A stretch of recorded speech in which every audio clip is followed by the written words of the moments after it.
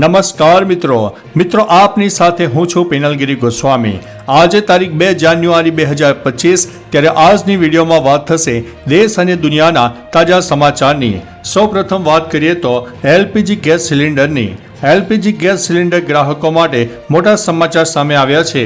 હવે તમારે તમારા કનેક્શનનું ઈ-કેવાયસી કરાવવું પડશે, નહીં તો તમારું કનેક્શન ડિસ્કનેક્ટ થઈ જશે।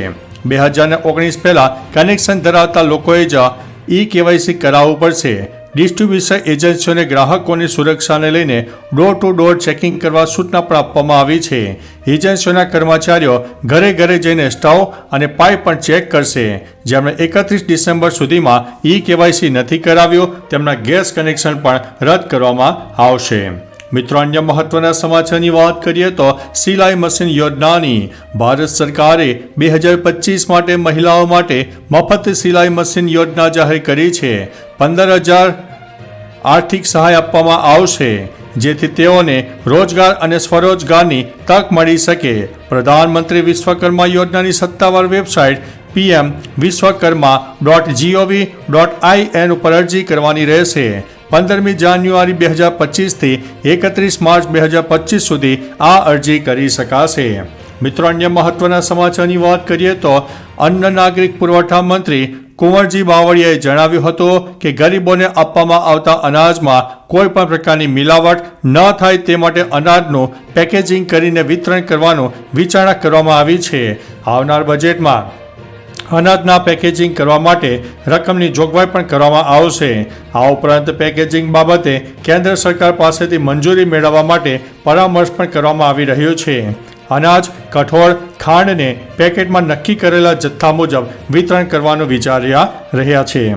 મિત્રો, અન્ય મહત્વના સમાચારની વાત કરીએ તો ગઈકાલે તારીખ 1 જાન્યુઆરી 2025ના રોજ ગુજરાતમાં 2 ભૂકંપના આંચકા આવ્યા હતા, જેમાં પ્રથમ આંચકો કચ્છના ભચાઉથી 23 કિલોમીટર દૂર નોર્થ ઈસ્ટમાં આવ્યો હતો, જેની તીવ્રતા રિક્ટર સ્કેલ ઉપર 3.2ની માપવામાં આવી છે। મહત્વનું છે કે બીજો ભૂકંપનો આંચકો સૌરાષ્ટ્રના તાલાલા પંથકથી 15 કિલોમીટર દૂર નોર્થ ઈસ્ટમાં આવ્યો હતો, જેમાં ભૂકંપની તીવ્રતા 2.6ની માપવામાં આવી છે।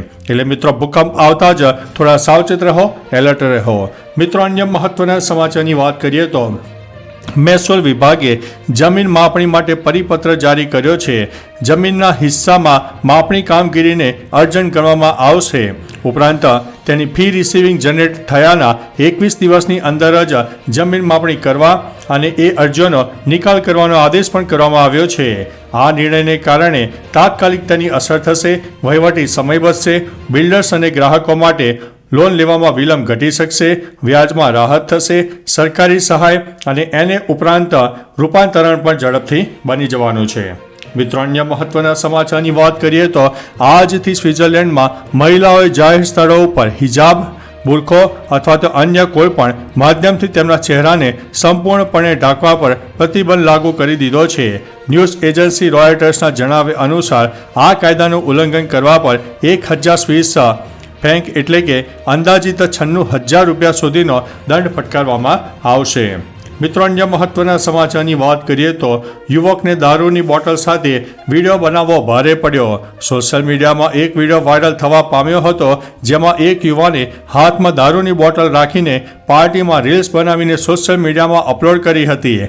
જે રીલ વાયરલ થતાં તાલુકા પોલીસે ગણતરીની કલાકમાં યુવાનની ધરપકડ કરી અને કાયદેસરની કાર્યવાહી પણ હાથ ધરી હતી। મિત્રો, અન્ય મહત્વના સમાચારની વાત કરીએ તો પાલિકા કર્મીઓ અને શાકભાજી વિક્રેતા વચ્ચે ઘર્ષણ જોવા મળ્યું। સુરતના વરાછા વિસ્તારમાં આવેલા ધરમનગર વિસ્તારમાં સવારે શાકભાજી માર્કેટમાં વેપારીઓ અને પાલિકા કર્મચારીઓ વચ્ચે ગરમાગરમીનો માહોલ સર્જાયો હતો।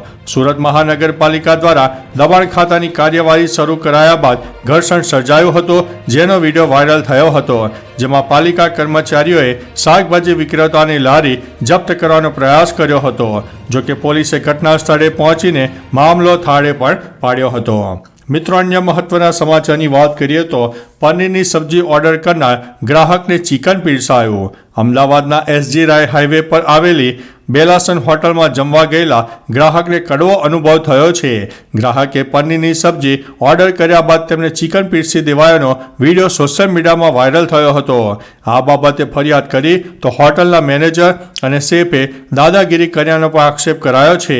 ગ્રાહકને હોટલના કિચનમાં પ્રવેશ ન આપતા ઉગ્ર બોલાચાલી પણ થઈ હતી. આ મામલે ગ્રાહકે વસ્તાપુર પોલીસ સ્ટેશનમાં અરજી આપી છે અને ફૂડ વિભાગમાં પણ ફરિયાદ નોંધાવવા તજવીજ પણ શરૂ કરી દીધી છે. મિત્રો, અન્ય મહત્વના સમાચારની વાત કરીએ તો જાન્યુઆરીથી કડકડતી ઠંડીનો રાઉન્ડ શરૂ થશે. જાન્યુઆરી માસના પ્રથમ ફક્ત 4 જ દિવસ ઠંડીમાં રાહત મળશે. ત્યારબાદ 5 જાન્યુઆરીથી 2025થી એક અતિશય ઠંડીનો રાઉન્ડ શરૂ થવાની શક્યતાઓ છે, જે 15 જાન્યુઆરી સુધી એટલે કે લગભગ 11થી 12 દિવસ સુધી ચાલુ રહેશે, જેમાં કેટલાક જિલ્લાઓમાં લાંબા ગાળા સુધી કોલ્ડ વેવની પણ સંભાવના રહેલી છે. મિત્રો, અન્ય મહત્વના સમાચારની વાત કરીએ તો એક મોટું કાંડ સામે આવ્યું છે. ₹300ની ટિકિટ ખરીદો અને 25 લાખ જીતો. પૈસા કમાવાનો ગોરખધંધો ગુજરાતમાં જોવા મળ્યો. ગૌશાળાના નામે લકી ડ્રોનું આયોજન કરવામાં આવ્યું હતું. ઉત્તર ગુજરાતમાં ગણતરીના દિવસોમાં કરોડોનું ટર્નઓવર આ સંસ્થાએ કરી લીધું હતું અને હવે પોલીસે કાર્યવાહી પણ શરૂ કરી દીધી છે. મિત્રો, અન્ય મહત્વના સમાચારની વાત કરીએ તો અત્યારના સૌથી મોટા અને અગત્યના સમાચાર સામે આવી રહ્યા છે. ડોનાલ્ડ ટ્રમ્પની હોટલની બહાર એક જોરદાર વિસ્ફોટ થયો છે. ટેસ્લાની ગાડીમાં આ વિસ્ફોટ થયો હોવાનું સામે આવ્યું છે. અમેરિકામાં અફરાતફરીનો માહોલ પણ સર્જાઈ ગયો છે, જેમાં એક વ્યક્તિનું મૃત્યુ પણ થયું છે. ઇલોન મસ્કે તો એમ પણ કહ્યું છે કે આ એક આતંકવાદી હુમલો માની શકાય છે. તો ચાલો મિત્રો, ફરીથી દેશ અને દુનિયાના સુપરફાસ્ટ સમાચાર લઈને મળતા રહીશો. ત્યાં સુધી અમને રજા આપશો. નમસ્તે.